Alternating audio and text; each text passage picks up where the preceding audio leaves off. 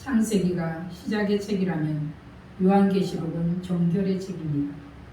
마지막 종결의 책, 제 1절에서 3절을 통해서 주님께서 요한에게 보여주시는 계시의 내용을 바로 알 수 있습니다. 1장 1절에는 예수 그리스도의 계시라 그랬습니다. 이 선포는 하나님의 섭리를 드러내는 계시하다 이런 뜻입니다.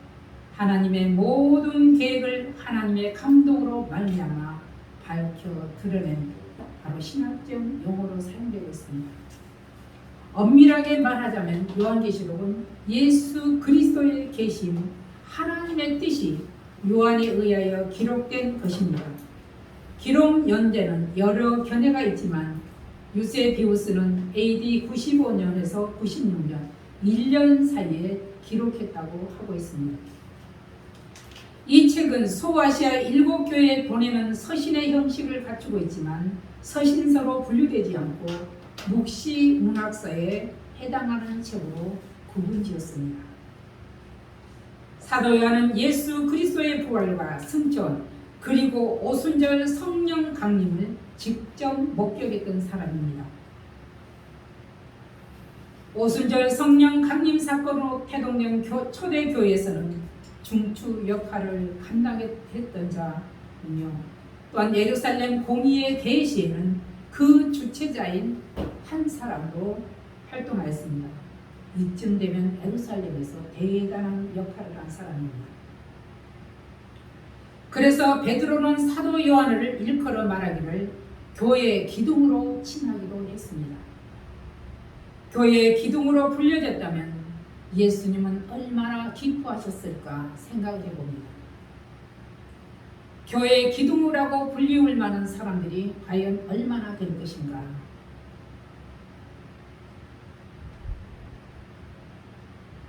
사도 요한은 베드로와 함께 유대인 성도들 사이에서 사도로서 크게 활약하였으며 이런 사실을 증언하는 예수의 복음의 증인으로 평생을 살았습니다.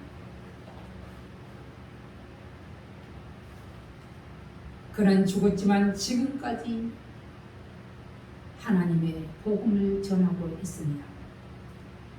사도 요한이 예수의 복음을 증거하다가 말년에 로마 제국 도미티안 황제에 의해 밤모습에 유배를 당합니다.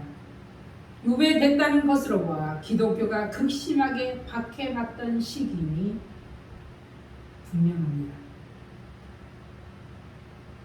황제 숭배 정책이 공식적으로 로마 정부의 정책으로 채택됨에 따라 본격적으로 그리스도를 섬기는 기독교 공동체와 그를 섬기는 성도들에게 대대적으로 박해가 시작되었습니다.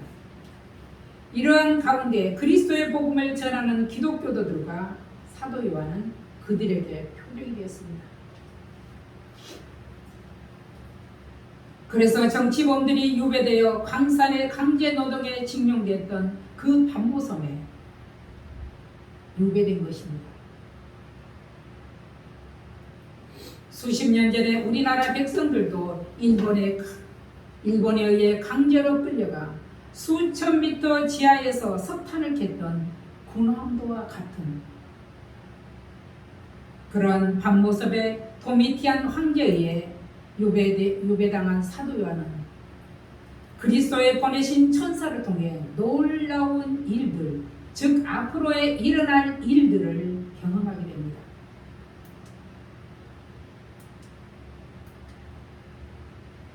앞으로에 일어날 일들을 알게 된다면 미리서 조심하고 잘못했던 것들은 고칠 것입니다. 그런 그리스도께서 천사를 통하여 보여주신 놀라운 현상들을 가감없이 기록하였습니다. 작년에는 성지 밤모섬의 순례를 가려고 손꼽아 기다렸습니다. 그런데 코로나19로 무산됐습니다. 가장 가고 싶은 지역이 밤모섬입니다. 하나님께서도 사도 요한을 통해 계시록을 기록하게 하신 목적이 무엇인지 우리는 분명히 알아야 됩니다. 왜 이 계시록을 기록하게 하였을까? 먼저는 주의 승천과 오순절 강림 사건으로 태동된 교회가 유대자들의 통해서 온갖 지시와 박해와 함께, 또한 교회 내부에서도 이단 사설들이 끊임없이 성도들을 유혹합니다. 로마 정부에서는 본격적으로 핍박이 시작되는 이러한 급박한 위기 상황에서 휩쓸리지 않고 각종 이방 종교 사상의 도전을 이겨내고 신앙 순교를 지키기 위해서, 그리고 가장 궁극적인 목적은 교회의 본질을 유지하게 하기 위해서 교회들에게 하나님의 계시를 제시합니다. 기독교가 로마 전역에 확산되자 황제는 자기를 주와 신으로 황제 숭배 정책을 시행했습니다. 따라서 오직 삼위 하나님을 믿는 기독교가 표적이 되다 보니 기독교 금기령을 내렸습니다. 로마 정부는 제국적 차원에서 대박해를 시작했습니다. 당시 로마 제국은 전무한 제국이었습니다.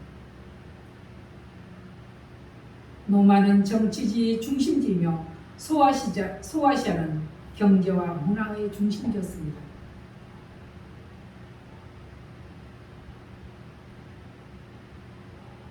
많이는 가보지 않았지만 동로마나 터키나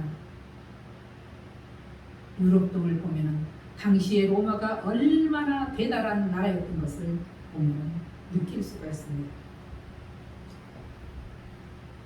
지중해를 중심으로 아시아와 유럽의 모든 문명지대를 장악하고 통치하였는데, 이를 평화로이 유지하기 위해서 그들은 유화정책을 실시하였습니다. 유화정책을 쓰던 그들은 초기 때는 식민지인들의 종교 문제도 아주 간대했습니다. 그러던 것이 교회가 점점 확장되다 정치적 권력으로 휘두르고 전 인류적 차원에서 자신을 주인 하나님으로 부르게 신성하였습니다. 모든 사람에게 자기를 신성하여 경배를 강요했으며 자기 아닌 다른 그 누구도 신성시하면 콜로세움 극장에서 처참하게 죽이고 유배를 보냈습니다.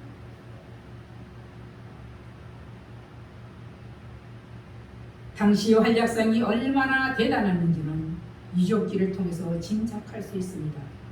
이탈리아의 로마 콜로세움, 폼페이 유적지나 터키의 에베소 등 여러 유적지의 황제 신전 등 다양한 건축물들과 수천 명을 수용할 수 있는 돔 경기장, 수천 년 전에 돔 경기장을 지었다는 것입니다. 주거 문화 등은 얼마나 그들이 화려한 삶을 살았는가를 보여줍니다. 네로 황제는 어떠했는가? 네로 황제는 AD 54년에서 68년까지 통치하는 동안 아주 그는 야만적이었습니다.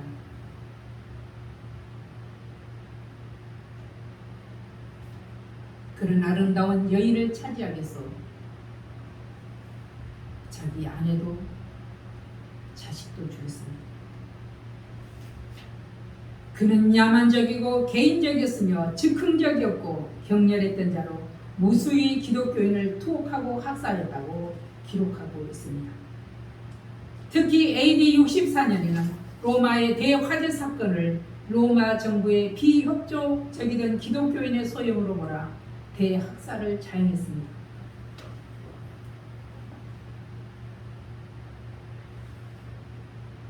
그도 마지막에는 미치강으로 뒷방에 있다가 생을 마감했습니다.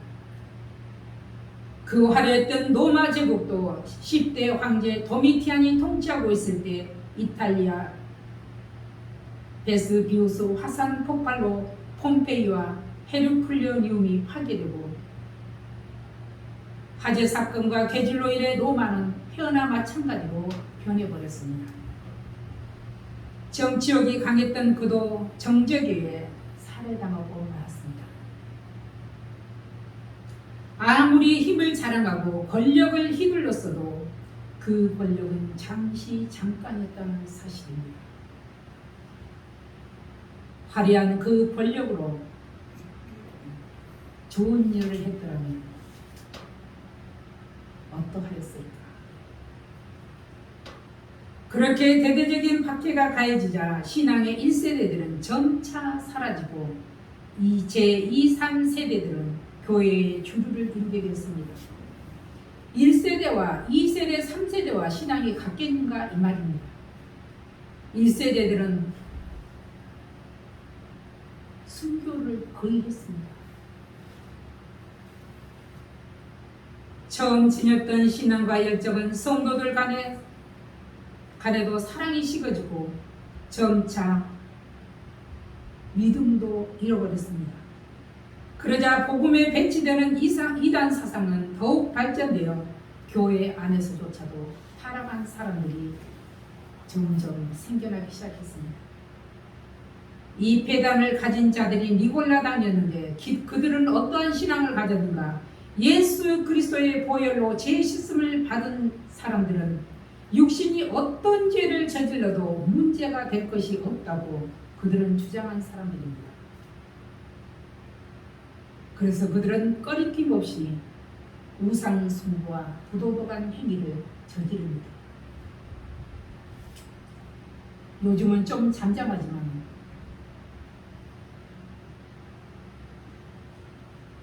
중동 지역에서 사람들을 폭탄을 안고 뛰어들어가 사살시키는 사람들이 바로 그런 사람들입니다.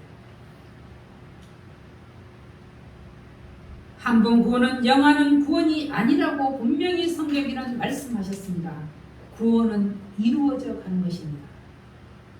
우리가 이 땅에서 우리의 생이 마지막 끝나는 날 해결되는 것입니다.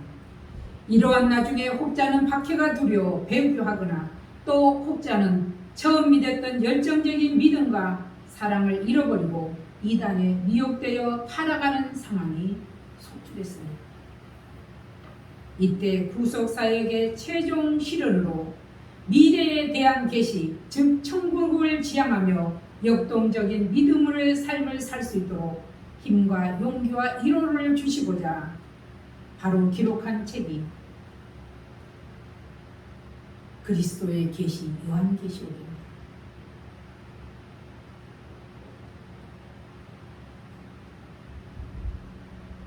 사도 요한은 장차 될 일을 기준으로 말했습니다. 요한이 증거한 내용은 하나님의 말씀과 예수 그리스도의 증거입니다. 하나님의 말씀은 예수 그리스도에게 전해진 하나님의 계시며 예수 그리스도의 계시는 그것을 사람에게 알리기 위하여 요한에게 환상으로 증거하신 것입니다. 그리스도에게 전해진 계시는 바로 하나님의 계시고 그리스도의 계시는 사람에게 알리기 위하여 요한에게 환상으로 보여준 것입니다. 그래야만 우리가 쉽게 알 수 있기 때문입니다. 그런데도 우리는 이 요한계시록이 어려워서 교회에서 잘 다루지를 않습니다. 그런 틈을 타 이단들은 요한계시록을 자기 멋대로 해석해 가면서 성도들을 미혹하고 있습니다. 요한이 그리스로부터 받은 계시는 첫 번째 이 세상에 일어날 일입니다. 즉 말세에 있을 대환란, 바로 최종적인 대사건이라고 할 수 있습니다. 그런데 이 예언의 말씀들이 반드시 성취되며 동시에 또한 속히 이루어진다는 말씀입니다. 분명히 보면 사람들은 말세가 있을 것을 알고 있습니다. 그때가 언제인지는 알지 모르지만 그래서 예수님께서는 너희는 그때를 위해서 준비하고 있으라, 깨어 있으라. 사단이 언제 너희를 삼킬지 모르니 너희는 깨어있어 준비하라 그랬습니다. 준비하는 것이 무엇인가? 우리는 하나님 앞에 바로 선 것입니다. 두 번째는 이제 있는 일, 즉 요한은 하나님의 계신 예수 그리스도를 보았고 그 본 것을 모든 세대 성도들에게 증거하신 것이 바로 사도 요한의 일입니다. 하나님의 경륜과 섭리 안에서 보증이 되셨습니다. 세 번째는 장차 될 일, 즉 종말에 도래할 일입니다. 아직 이것만 남았습니다. 장차 도래할 일. 그리스도의 재림과 관련하여 그때는 온 인류 가운데서 심판주로 임재하실 것을 염두에 두고 있습니다.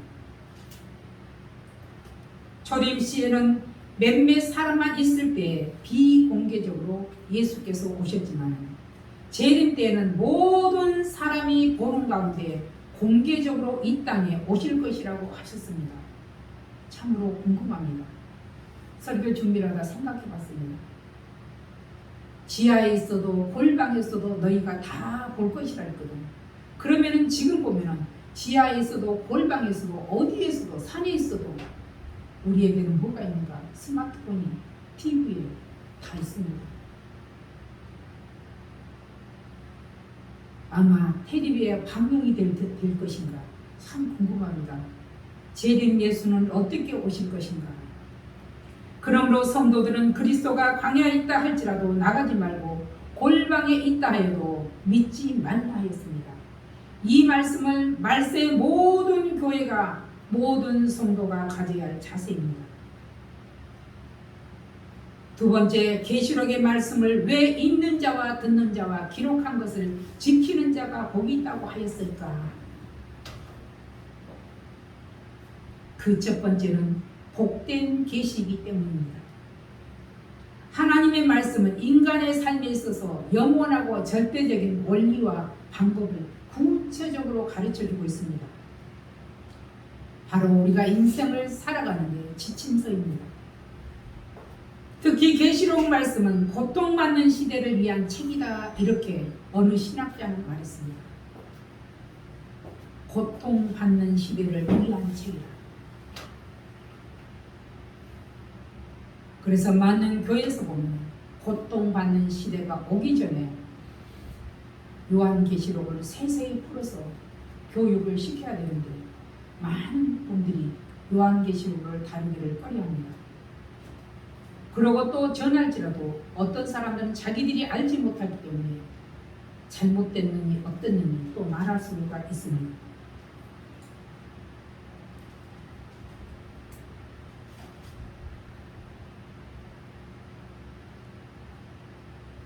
이제도 계시고 전에도 계시고 장차 오실 예수 그리스도께서 나는 알파와 오메가라 그랬습니다.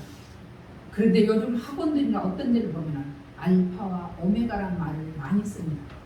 알파와 오메가, 시작과 끝, 처음과 나중이라. 이는 바로 하나님을 지칭하는 전능자란 말입니다.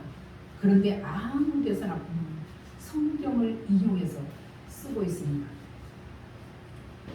전능자 예수님께서 직접 신실한 종 요한을 통해 보여주시고 이 계시의 말씀을 기록하여 읽고 듣고 기록한 것을 지키라고 하신 것은 이미 세상에 죄악의 어둠이 짙어가고 두려움이 온 인류를 엄습하고 있기 때문입니다.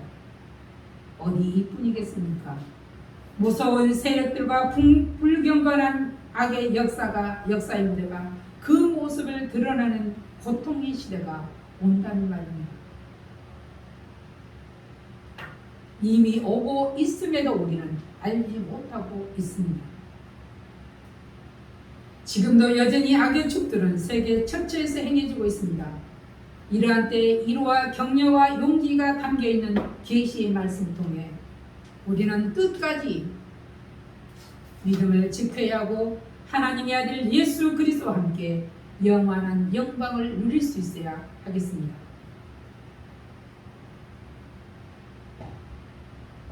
왜 읽고 듣고 지키라 하였는가?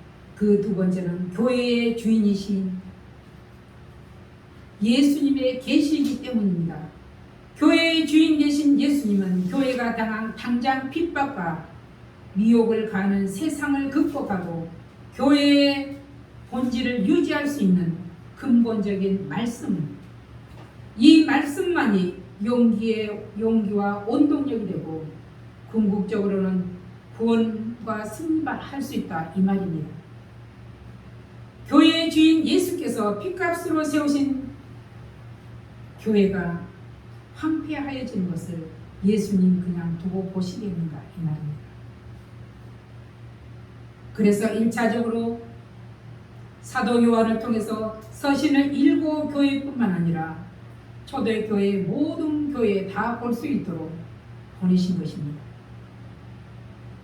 2차적으로는 모든 세대의 교회, 지금 우리가 섬기는 교회에 이르기까지 하나님께서 계시하시고 약속하신 것을 반드시 이루실 것을 암시하고 있습니다.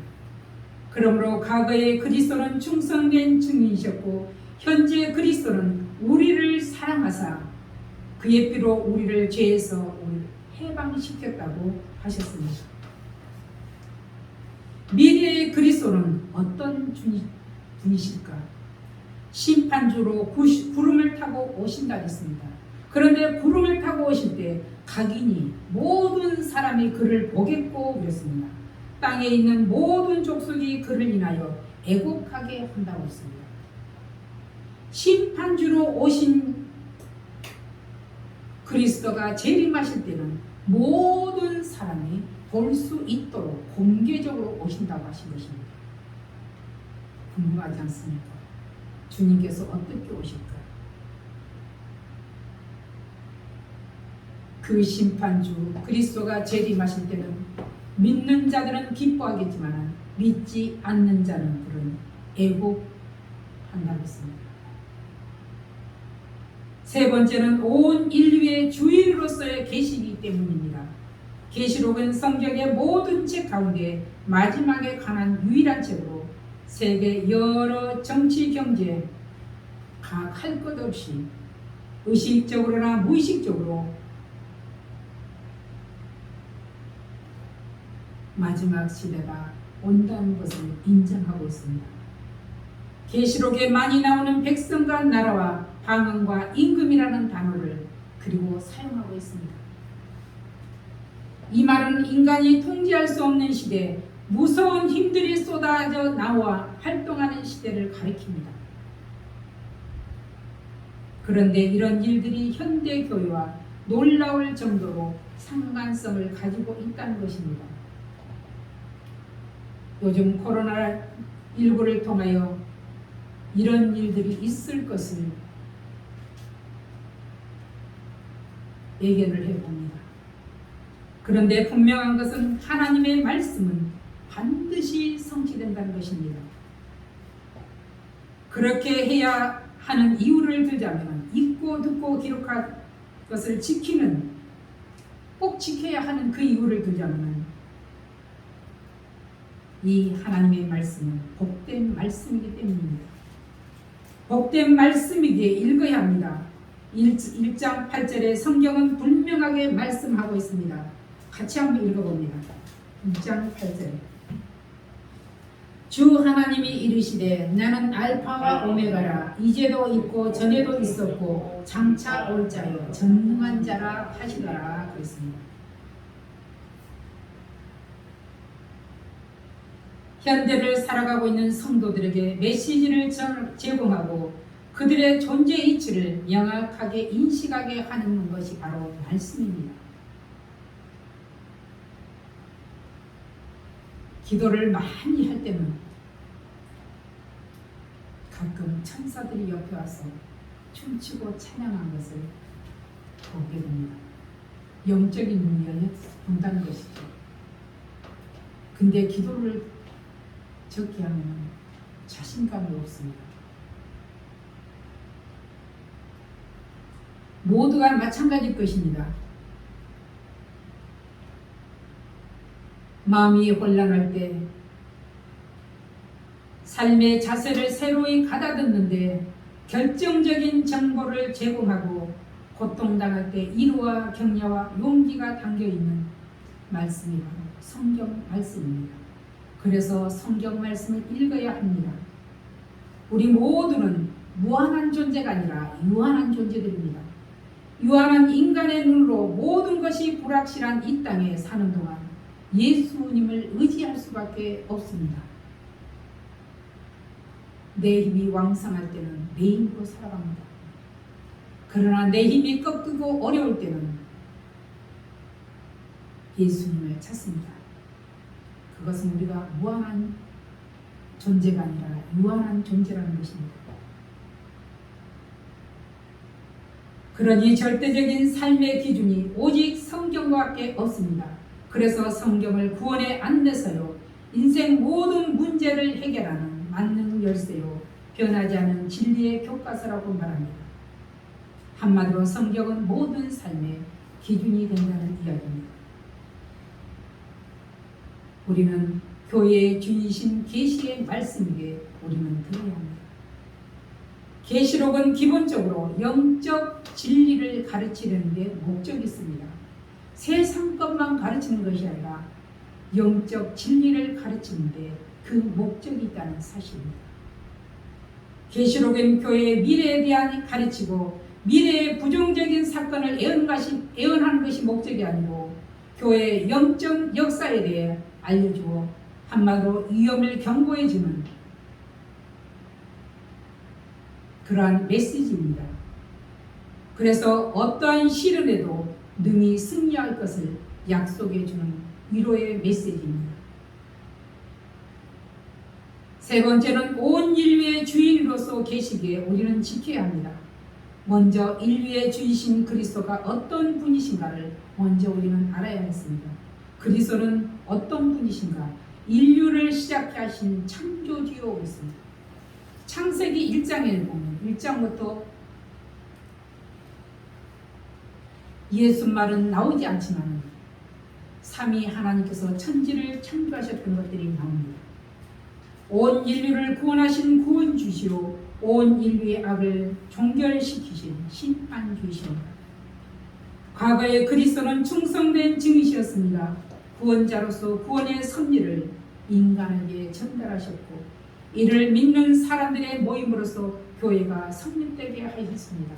그래서 교회의 머리가 되신 그리스도라고 말씀하십니다. 교회는 사람의 주인이 아니라 예수 그리스도가 주인이라 이 말입니다. 모든 교회에서 일하는 모든 목사부터 시작해서 다 하나님의 지체들입니다. 그리스도의 지체들입니다. 그래서 그리스도는 인종과 민족과 빈부격차 모든 신분을 초월하시고 우리를 사랑하사 그의 피로 우리를 죄에서 자유하게 하셨습니다. 그렇다면 미래의 그리스도는 심판주로 오신다 했습니다. 공개적으로 오셔서 의로운 역사를 완성하시고 의로운 나라 영원한 통치자가 되신다고 하셨습니다. 이 부분만 남아 있습니다.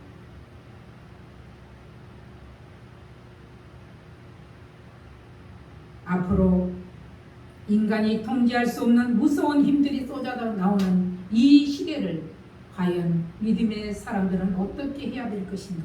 그것이 관건입니다. 그런데 우리의 힘만으로는 당해낼 수 없다고 분명히 말씀하셨습니다. 그러므로 온 인류의 주인 되신 그리스도께서 우리를 살리셔야 됩니다. 그리스도의 성령께서 우리를 돕지 않으면 우리는 이겨낼 수가 없습니다. 그래서 기록된 계시의 말씀을 읽고 듣고 지키기는 바로 마음을 당하는 예배입니다. 이 말씀을 지킴으로 얻는 결과가 무엇인가? 바로 죄에서 자유함을 얻었으며 마음의 평강을 얻었습니다. 두 번째는 하나님의 백성이 되었습니다. 하나님은 하나님 나라의 왕이시며 우리는 하나님 나라의 백성이 된 것입니다. 세 번째는 만인 제사장직을 얻었습니다. 구약 시대에는 하나님 앞에 바로 나갈 수 없기 때문에 짐승을 잡아 짐승의 머리에 우리 죄를 제사장이 대신 전가시켜서 짐승을 잡아 죽였습니다. 그런데 지금은 그럴 필요가 없이 바로 우리는 예수 앞에 나가 예배드리고 기도합니다. 이것이 바로 만인 제사장직을 얻었다는 것입니다. 그래서 우리는 항상 감사하며 우리의 힘만으로는 당해낼 수 없는 이 격동의 시대에 온 인류의 주인 되신 예수 그리스도의 말씀을 읽고 듣고 지켜야 승리할 수 있습니다. 그런 모두가 되시기를 주의 이름으로 축복합니다. 기도하겠습니다. 살아계신 아버지 하나님 감사드립니다. 우리가 건강할 때는 내가 다인 것 같지만 어떤 결정적인 순간이 올 때는 내 스스로 아무것도 할 수 없을 때 그때가 분명히 온다는 것입니다. 그러할 때 우리는 믿음으로 승리해야 되겠습니다.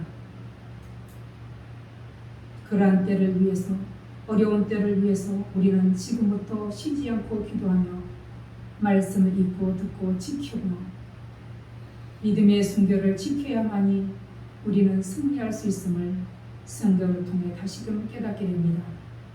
우리의 연약한 믿음을 용서하여 주시고 날마다 새롭게 변화되는 저희들이 될 수 있도록 은혜를 베풀어 주시옵소서. 우리 구주 예수 그리스도의 이름으로 기도하옵나이다. 아멘. 찬송가 176장을 부르시면서 중요한 애물을 올리겠습니다.